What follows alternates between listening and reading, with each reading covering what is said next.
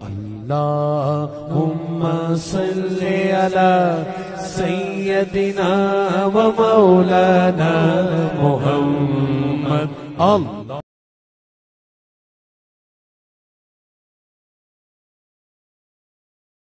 پڑے گا، لیکن جو سچے عاشق ہوتے ہیں وہ اس راستے سے بھاگا نہیں کرتے اور عزیمت کی راہ کو کبھی چھوڑا نہیں کرتے.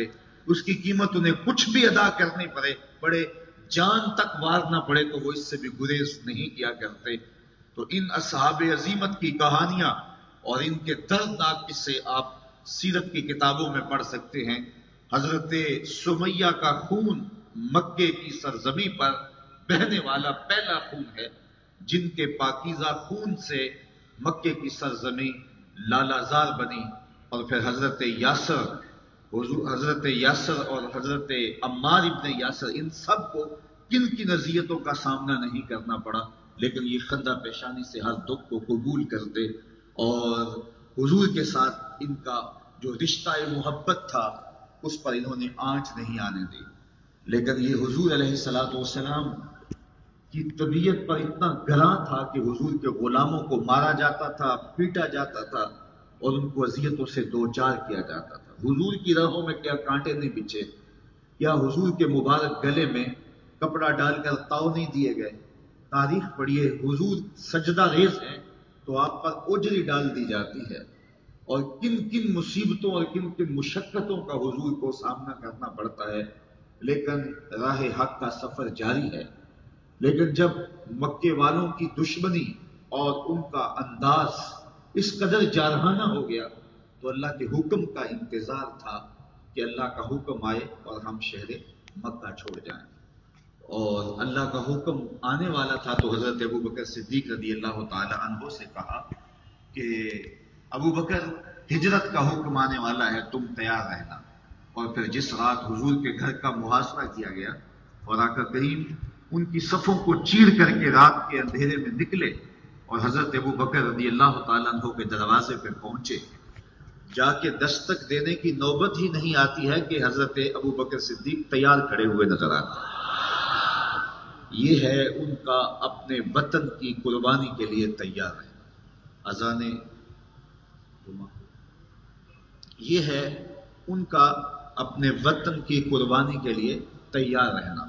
تو وطن کی قربانی پیش کی، اور اسی سفر میں حضرت سیدنا صدیق اکبر رضی اللہ تعالی عنہ کا اپنی جان کو جوکھوں میں ڈال کر کے حضور کو راحت اور آرام پہنچانے کا ایک واقعہ آپ نے بارہا علماء سے سنا.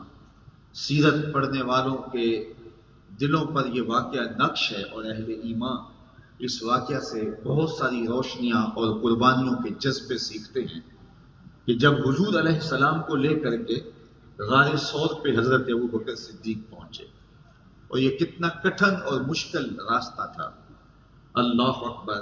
یہاں لوگ حج یا عمرے کے لیے جاتے ہیں تو دل میں شوق پیدا ہوتا ہے کہ اس جگہ کو دیکھیں جہاں چند دن میرے حضور نے گزارے تھے، اور لوگ غار ثور کو دیکھنے کے شوق میں اس اونچی پہاڑی کے اوپر چڑھنے کی کوشش کرتے ہیں کہ وہ مبارک جگہ اور وہ مقدس مقام دیکھ لیا جائے جہاں حضور کے انفاس کی خوشبو کی مہک آج بھی اہل ایمان کو نور دیتی ہے.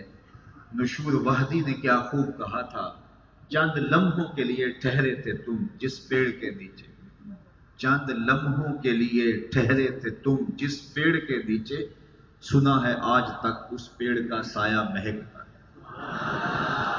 تو آج بھی اس غار سے مہک پھوٹ رہی ہے اور خوشبوئیں نکل رہی ہیں. انفاس پیمبر کی خوشبو سے آج بھی وہ غار معطر ہے. تو اس غار کو دیکھنے کے شوق میں کشاں کشاں لوگ کہاں کہاں سے آ کر کے وہاں اس پہاڑ پر پہنچنے کی کوشش کرتے ہیں. اور میں نے دیکھا ہے کہ بہت سارے لوگ تو اس کی اونچائی کو دیکھ کر کے چڑھنے کی ہمت ہی نہیں کرتے، اور کچھ لوگ تھوڑا دور جا کر کے پھر واپس پلٹ آتے ہیں. اللہ اکبر. اور جو اس غار تک پہنچنے میں کامیاب ہو جائے وہ اپنے آپ کو خوش نصیب سمجھتا ہے.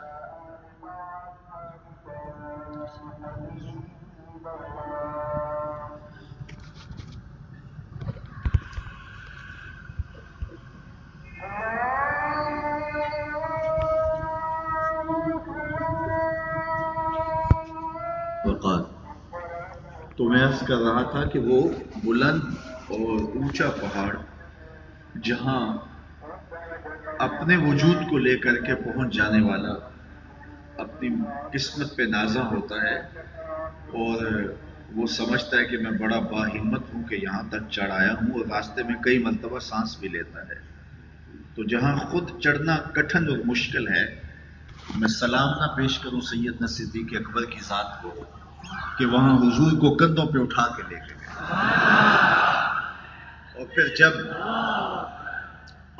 پھر وہاں یا رسول اللہ، پھر وہاں جب غار کے دھانے کے قریب پہنچے تو پھر حضور علیہ السلام سے عرض گزار ہوتے ہیں کہ حضور آپ تھوڑی دیر باہر تشریف رکھیے تاکہ میں دیکھوں کہ غار کے اندر کوئی ایسی چیز نہ ہو جو آپ کو تکلیف پہنچائے. جا کے غار کو صاف کیا تو دیکھا کہ جا بجا سوراخ بنے ہوئے. تو ان سوراخوں کو بند کیا، اپنی قمیض پھاڑ لی اور اپنے امامے کو ان میں اڑس دیا. لیکن اس کے باوجود بھی ایک روایت کے مطابق ایک روایت کے مطابق 2 سوراخ باقی رہے. تو ان میں اپنی ایڑیاں رکھ دی اور پھر حضور سے کہا جان عالم اندر تشریف لائیے. اور آقا کریم علیہ الصلوۃ والسلام کو اپنی گود میں لٹایا اور سیدنا صدیق اکبر نے وہ لطف لیا کہ محبوب کریم کو اس خلوت میں جی بھر کے دیکھا. کسی نے کہا تھا کہ مچل رہی ہیں شوخیاں دیدائے نیم باز میں، مچل رہی ہیں شوخیاں دیدائے نیم باز میں، جاگ رہے ہیں پاسباں یار ہے خواب ناز میں. تو حضور علیہ السلام ان کی آغوش میں ہیں اور استراحت فرمانے لگے، اور سیدنا صدیق اکبر نے اپنی ایڑیاں ان سوراخوں میں رکھی ہیں. اب ایک موذی سانپ وہاں رہتا تھا، تو اس نے ہر سوراخ جب بند پایا تو پھر وہ اس سوراخ پہ آیا جہاں حضرت سیدنا صدیق اکبر رضی اللہ تعالیٰ عنہ کی ایڑی تھی. تو اس نے آپ کے پاؤں پر ڈنگ دیا. جب آپ کے پاؤں پہ ڈنگ مارا تو سانپ، اور پھر وہ بھی پہاڑی سانپ، تو اس کے اثرات سے آپ کو جو درد اور اس کا جو زہر بدن میں سرایت کرنے لگا، اس سے تو کپ کپا کے رہ جاتے، لیکن آپ نے اپنی ٹانگ کو جنبش نہیں ہونے دی، اس ڈر سے کہ کہیں حضور بیدار نہ ہو جائے، اور ایڑی کو پورے زور کے ساتھ دبا کے سانپ کا راستہ روکے رکھا. اور سانپ ڈنگ پہ ڈنگ لگا رہا ہے اور سیدنا صدیق اکبر رضی اللہ تعالی عنہ اپنے پاؤں کو جنبش نہیں آنے دیتے. اچانک پاؤں میں کانٹا چبھ جائے تو انسان اپنے وجود کو قائم نہیں رکھ پاتا، کپ کپا جاتا ہے. اور یہ سانپ، اور وہ بھی پہاڑی سانپ، ڈنگ پہ ڈنگ لگا رہا ہے، لیکن سیدنا صدیق اکبر رضی اللہ تعالیٰ عنہ اس ڈر سے کہ کہیں حضور کی نیند میں خلل نہ آئے اپنی ٹانگ کو جنبش نہیں آنے دیتے. اللہ اکبر.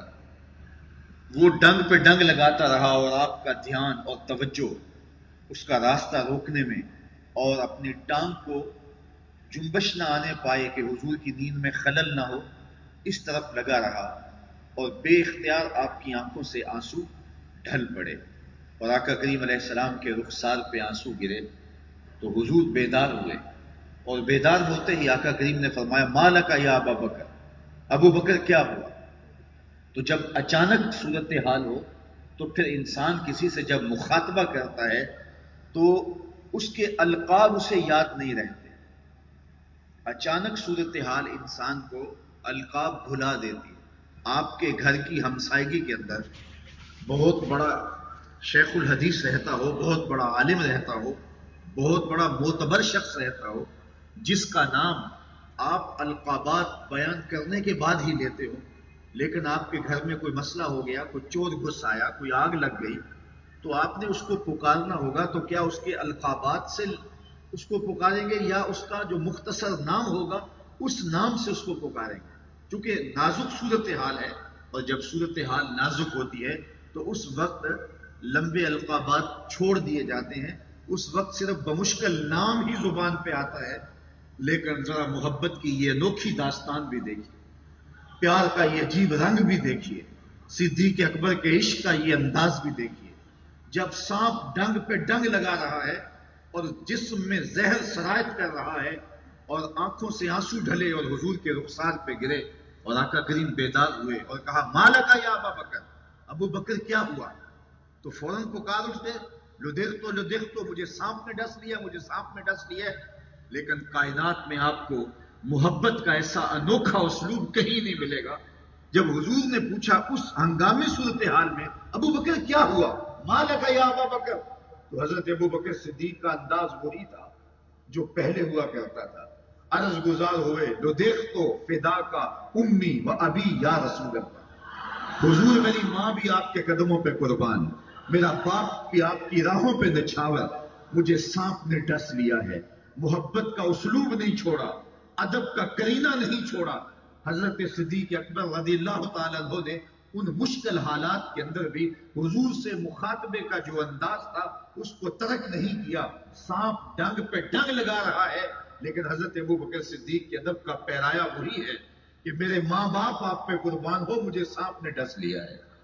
تو یہ ہے حضرت سیدنا صدیق اکبر رضی اللہ تعالی عنہ کا حضور کے ساتھ محبت کا عالم، کہ ان مشکل حالات کے اندر بھی انہوں نے ادب کے کرینے اور محبت کے انداز کو نہیں چھوڑا ہے۔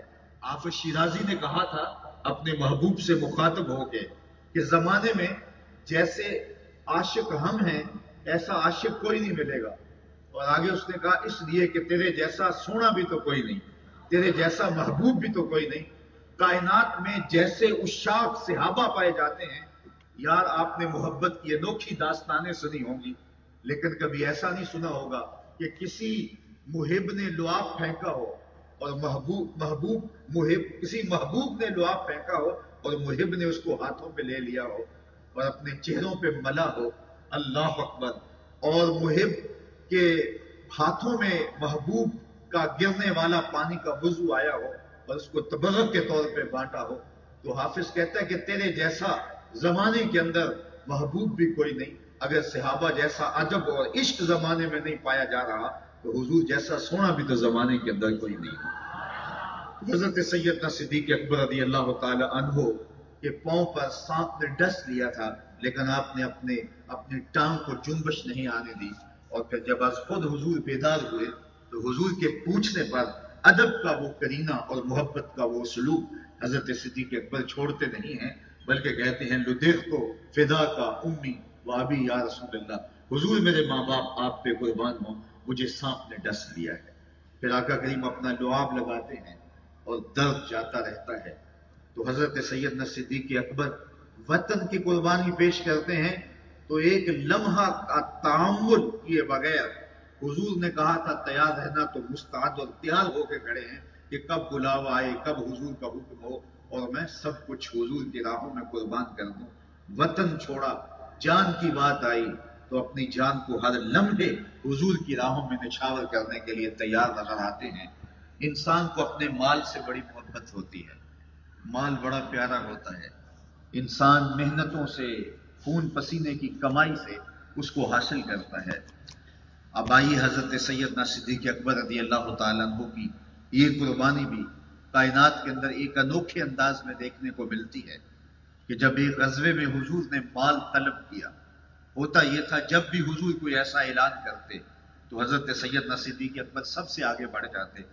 حضرت عمر رضی اللہ تعالیٰ عنہ فرماتے ہیں کہ میں خاصا خوشحال تھا اور میں نے سوچا کہ آج تو میں کسی کو اپنے سے آگے نہیں بڑھنے دوں گا، اور میں گھر کا آدھا مال لے آیا اور حضور کی خدمت میں پیش کر دیا، اور جب حضور نے دیکھا تو خوش ہوئے اور کہا کہ عمر گھر والوں کے لیے کیا چھوڑا ہے؟ تو میں نے کہا حضور جتنا لے آیا ہوں اتنا ہی اپنے اہل خانہ کے لیے چھوڑ آیا ہوں۔ تو آقا کریم خوش ہوئے، تحسین فرمائی، دعا کی، آقا کریم کے چہرے پہ آثار مسرت تھے۔ حضرت عمر کہتے تھے میرے دل میں خیال آ رہا تھا کہ آج تو راہ خدا میں مال کو قربان کرنے والوں میں سب سے آگے اگلی صف میں ہی کھڑا نظر آؤں گا، لیکن تھوڑی دیر کے بعد حضرت ابوبکر صدیق حاضر خدمت ہوئے اور گھر کا سارا اثاثہ سمیٹ کے لائے اور حضور کے قدموں میں ڈال دیا، اور آقا کریم نے فرمایا ما ابقیت لأہلک یا ابا بکر، ابو بکر اپنے گھر والوں کے لیے کیا چھوڑا؟ تو سنو حضرت ابو بکر صدیق نے کیا جواب دیا۔ حضرت عمر تو سوچ رہے تھے کہ آج میں اپنے سے آگے کسی کو بڑھنے نہیں دوں گا، آدھا مال لے آیا ہوں، آدھا گھر والوں کے لیے چھوڑ آیا ہوں، اب یہ اپنا مال پیش کرتے ہیں تو حضور کا سوال ہوتا ہے، ماں اب کہتا لیا کا یا ابا بکر، ابو بکر گھر والوں کے لیے کیا چھوڑا ہے؟ تو حضرت ابو بکر عرض گزار ہوتے ہیں، اب کہ تو لہو اللہ و رسولہ، حضور میرے سامنے بھی آپ ہیں، میرے گھر میں بھی آپ بھی، میں گھر والوں کے لیے اللہ اس کے رسول کی محبت چھوڑ آیا ہوں۔ اللہ اکبر، میں سارا مال آپ کے قدموں میں پیش کرتا ہوں، حتیٰ کہ سوئی بھی گھر میں نہیں چھوڑی، اپنا لباس بھی اتار کر کے ڈال دیا اور خود ٹاٹ پہن لیا اور سارا مال حضور کی خدمت کے اندر پیش کر دیا۔ اور آقا کریم نے پوچھا تو کہا حضور گھر میں اللہ اور اس کے رسول کا پیار چھوڑا ہے، اللہ اور اس کے رسول کی محبت چھوڑی ہے، میرے سامنے بھی آپ ہیں، میرے گھر میں بھی آپ ہیں، وہ اپنے نام لیواؤں کو تنہا چھوڑتے کم ہیں، جہاں ہمدم نہ ہو کوئی وہاں سرکار ہوتے ہیں۔ حضرت ابو بکر صدیق نے ہمیں یہ بھی بتایا کہ جن کے گھروں میں حضور کے پیار کی خوشبو ہوتی ہے وہ گھر خالی نہیں ہوتے، وہاں حضور علیہ الصلوۃ والسلام کی جلوہ سامانیاں ہوتی ہیں، وہاں حضور کے پیار کی مہک کسی کمی کا احساس نہیں ہونے دیتی۔ جب وہ گھر میں موجود ہیں، جب ان کی مہک گھر میں موجود ہے، جب ان کے پیار کی خوشبو پھیلی ہے تو ہمارا گھر خالی کیسے ہو سکتا ہے؟ شکا رجل الی رسول اللہ دیک المعیشۃ والفقر، ایک شخص حضور کی خدمت میں حاضر ہوا اور عرض کی حضور تنگ دست بڑا ہوں، غربت نے کمر توڑ دی ہے، کثیر العیال ہوں اور ذرائع آمدنی بہت تھوڑے ہیں، میرے لیے کوئی نسخہ تجویز کیجیے۔ سنو میرے حضور نے اسے کیا نسخہ تجویز کیا۔ حضرت سہل بن سعد الساعدی رضی اللہ تعالیٰ عنہ اس حدیث کے راوی ہیں، حضور کی بارگاہ میں عرض کی حضور کثیر العیال ہوں اور ذرائع آمدنی بہت تھوڑے ہیں، فرمایا کہ جب تو گھر جائے تو گھر والوں کو السلام علیکم کہہ دیا کرو اور اس کے بعد ایک مرتبہ سورہ اخلاص پڑھ دیا کرو، یہ تیرا وظیفہ ہے، جو ہی گھر جاؤ السلام علیکم، اس کے بعد ایک مرتبہ سورہ اخلاص پڑھ دیا کرو۔ اور آقا کریم نے فرمایا کبھی ایسا ہو کہ تم گھر جاؤ، گھر کوئی بھی موجود نہ ہو، فرمایا عمل چھوڑنا نہیں، فسلم علیہ، پھر تو مجھے سلام کہہ دینا، وہ اپنے نام لیواؤں کو تنہا چھوڑتے کب ہیں، جہاں ہم دم نہ ہو کوئی وہاں سرکار ہوتے، کہا پھر مجھے سلام کہہ دینا۔ وہ صحابی کہتے میں نے عمل شروع کر دیا، جب بھی گھر جاتا السلام علیکم، اس کے بعد ایک مرتبہ سورہ اخلاص پڑھ دیتا، اور کبھی ایسا ہوتا گھر میں کوئی موجود نہ ہوتا، پھر تو مجھے چاہ چڑھ جاتے، پھر تو خوشی کا ٹھکانہ نہ ہوتا، پھر حضور کی بارگاہ میں سلام پیش کرتا اور اس کے بعد میں سورہ اخلاص پڑھ دیتا۔ کہتے ہیں اس عمل کی برکت سے میں نے تو امیر ہونا ہی ہونا تھا، حتی افاد اللہ جیرانہ، یہاں تک کہ میرے ہمسائے بھی امیر ہو گئے۔ حضرت صدیق اکبر بولے اب کہہ تو لہم اللہ و رسولہ، میرے لیے اللہ اور اس کا رسول کافی ہے۔ اللہ اکبر۔ تو مال کی بات آئی تو سارا مال حضور کے قدموں میں پیش کر دیا۔ انسان اپنی اولاد کے لیے اپنی جان سے بھی کھیل جاتا ہے، لیکن حضرت سیدنا صدیق اکبر کی یہ کہانی بھی کتنی دل آویز ہے۔ پہلی بات تو یہ سنیے کہ یہ سیدنا صدیق اکبر رضی اللہ تعالی عنہ کو اعزاز حاصل ہے کہ آپ کی 4 پشتیں صحابی ہیں، اور یہ شرف صرف آپ کو ہی نصیب ہوا ہے۔ آپ کے والدین، خود آپ کی اولاد اور اولاد کی اولاد، 4 پشتوں کو اس شرف سے ممتاز کیا گیا۔ لیکن ابتدا میں آپ کے والد بھی اسلام نہیں لائے تھے اور آپ کے بیٹے بھی اسلام نہیں لائے تھے، تو جب بعد میں اسلام لے آئے تو ایک دن گھر میں بیٹھے بیٹھے بات ہوئی تو آپ کا بیٹا عبد الرحمن بن ابی بکر آپ سے عرض کرنے لگا کہ ابا جان، بدر کی جنگ میں آپ میری تلوار کی زد میں آ گئے تھے اور اگر میں چاہتا تو آپ کا سر قلم کر سکتا تھا، لیکن میں نے سوچا کہ میرا باپ ہے، میری تلوار جنبش کرے گی تو سر میرے باپ کا کٹے گا، تو اس خیال نے میرا ہاتھ روک لیا، اور اگر میں چاہتا تو آپ کو قتل کر سکتا تھا، آپ کس طرح میری تلوار کی زد میں تھے۔ تو انہوں نے وہ ماضی کی کہانی سنائی، تو حضرت سیدنا صدیق اکبر کا جواب کیا تھا؟ کہا بیٹا تو کافر تھا اس لیے تو نے مجھے چھوڑ دیا، کاش کہ تو میری تلوار کی زد میں آتا اور میں تجھے جو ہے وہ بیٹا سمجھ کے نہ چھوڑتا، محمد عربی کا دشمن سمجھ کے کاٹ دیتا۔ تو یہ تھی ان کی محبت اور یہ تھا ان کا پیار، اور حضور علیہ السلام کے ساتھ ان کی وابستگی.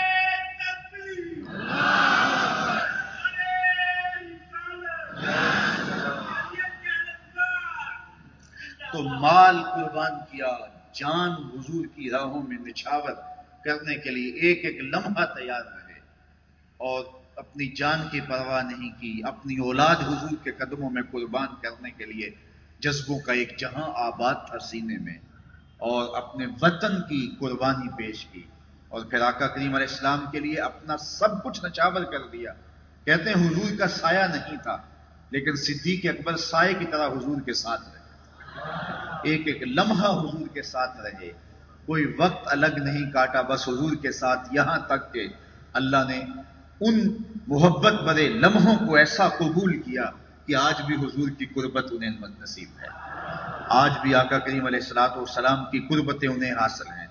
ایک پہلو میں حضرت ابو بکر صدیق رضی اللہ تعالی عنہ اور حضرت عمر رضی اللہ تعالی عنہ تشریف فرما ہیں. ایک دن حضور مسجد نبوی سے باہر نکل رہے تھے، دائیں ہاتھ میں ابو بکر کا ہاتھ تھا اور بائیں میں حضرت عمر کا ہاتھ تھا، اور ایسے باہر تشریف لا رہے تھے. آگے سے کچھ لوگ آئے تو ان کو دیکھ کے کہا، ہاکذا نبعث یوم القیامہ، ہم قیامت کے دن قبروں سے یوں ہی اٹھائے جائیں گے. اللہ اکبر. ایک ہاتھ میں ابو بکر کا ہاتھ ہوگا، ایک ہاتھ میں عمر کا ہاتھ ہوگا. تو حضرت سیدنا صدیق اکبر نے ساری زندگی آقا کریم علیہ السلام کے ساتھ قربت کا وہ رشتہ رکھا، معیت کا وہ رشتہ رکھا کہ جو انتقال اور وصال کے بعد بھی نہیں ٹوٹا. حضور کے وصال کے بعد حضرت سیدنا صدیق اکبر رضی اللہ تعالی عنہ کی زندگی بہت زیادہ کٹھن ہو گئی تھی، اور حضور کی جدائی کا صدمہ انہیں توڑتا تھا اور ان کا کلیجہ پگھلاتا تھا. جن کے بغیر ایک لمحہ بھی نہ گزرتا ہو، ان کے بغیر زندگی کاٹنا کتنا مشکل ہوتی ہے. آپ جانتے ہیں حضور کے وصال کے بعد حضرت بلال شہر مدینہ چھوڑ کے چلے گئے. کہتے تھے ان گلیوں میں اب حضور دکھائی نہیں دیتے. اللہ اکبر. وہ داریہ میں جا کے سکونت پذیر ہو گئے تھے، شام کے ایک قصبے میں. اسی طرح صحابہ کی عجیب حالت تھی حضور کے وصال کے بعد، اور عجیب عالم تھا ان کے درد کا، اور عجیب کیفیت تھی. بلکہ وہ اونٹنی جس پر حضور سوار ہوا کرتے تھے، وہ حضرت فاطمہ کے دروازے پر سر رکھ کے رویا کرتی تھی. اور حضرت سیدہ فاطمہ کہا کرتی تھی، صبت علیہ مصائب لو انہا صبت علی الایام سرنا لیالیا، میرے اوپر وہ پہاڑ ٹوٹ پڑے ہیں دکھوں کے، اگر وہ دنوں پہ پڑ جاتے تو دن کالی راتیں بن جاتے. اللہ اکبر. سیدنا صدیق اکبر کے قلب کا عالم کیا ہوگا. لیکن خلافت کی جو ذمہ داریاں تھیں ان کو نبھایا، اور مانعین زکوٰۃ کے خلاف پوری قوت کے ساتھ کھڑے ہوئے. اور آپ نے یہ اعلان کیا کہ اگر وہ حضور کے زمانے میں ایک رسی بھی دیا کرتے تھے، میں چین سے نہیں بیٹھوں گا جب تک وہ رسی بھی وصول نہیں کر لیتا. اور پھر جب ختم نبوت کی بات آئی اور حضرت سیدنا صدیق اکبر جس جلال کے ساتھ اٹھے، اور مسیلمہ کذاب کا جس طرح انہوں نے جو ہے وہ ناطقہ بند کیا اور اس کی سرکوبی کی، یہ تاریخ کا انوکھا اور البیلا باب ہے. حضرت سیدنا صدیق اکبر کا جب آخری وقت آنے لگا تو حضرت سیدنا علی المرتضیٰ سے فرمایا، اے علی جب میں مر جاؤں تو جن ہاتھوں سے حضور کو غسل دیا تھا انہی ہاتھوں سے مجھے غسل دینا. اور یہ وصیت بھی کی حضرت سیدنا صدیق اکبر نے کہ مجھے پرانے کپڑوں میں کفن دینا. نئے کپڑوں کا حقدار مرنے والے کی نسبت زیادہ زندہ رہنے والا ہے، اور پھر مجھے غسل دے کے، مجھے پرانے لباس میں کفن دے کے میری لاش کو اٹھانا، جنازہ پڑھ کے حضور کے قدموں میں لے جانا اور عرض کرنا، یا رسول اللہ ھذا ابو بکر یستاذنک، یہ ابو بکر ہیں جو آپ سے آپ کی قربت میں دفن ہونے کا اذن طلب کر رہے ہیں. اللہ اکبر. ایسا ہی ہوا. حضرت صدیق اکبر رضی اللہ تعالیٰ عنہ کا انتقال ہوا. فجاء علی مسترجعا، حضرت علی روتے ہوئے آئے. انا للہ و انا الیہ راجعون کے کلمات ان کی زبان پر تھے، اور خود غسل دیا.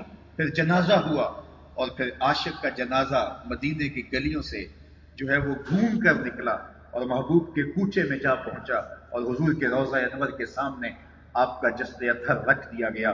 اور صحابہ نے، حضرت انس کہتے ہیں، عرض کی، یا رسول اللہ یہ ابو بکر ہیں اور آپ کی قربت میں دفن ہونے کی اجازت مانگتے ہیں. اور یہ کہہ کے درود پڑھنے لگے. گنبد خضرا اس وقت تو تعمیر نہیں ہوا تھا، حجرہ عائشہ تھا اور اس کو باقاعدہ تالا لگا ہوا کرتا تھا. جس کی چابی حضرت سید عائشہ سلام اللہ علیہا کے پاس ہوا کرتی تھی، تو تالا خود بخود کھلا اور کنڈی کھلی اور اندر سے آواز آئی اوصل الحبیب الی الحبیب لان الحبیب الی الحبیب مشتاق، یار کو یار سے ملا دو، یار تو پہلے ہی یار کا انتظار کر رہا ہے۔ جے شک ہووی تے چل مدینے، جے شک ہووی تے چل مدینے، آ ویخ لے جوڑ مزاراں دا، بن یار نبی دیاں یاراں دا۔ وآخر دعوانا ان الحمدللہ۔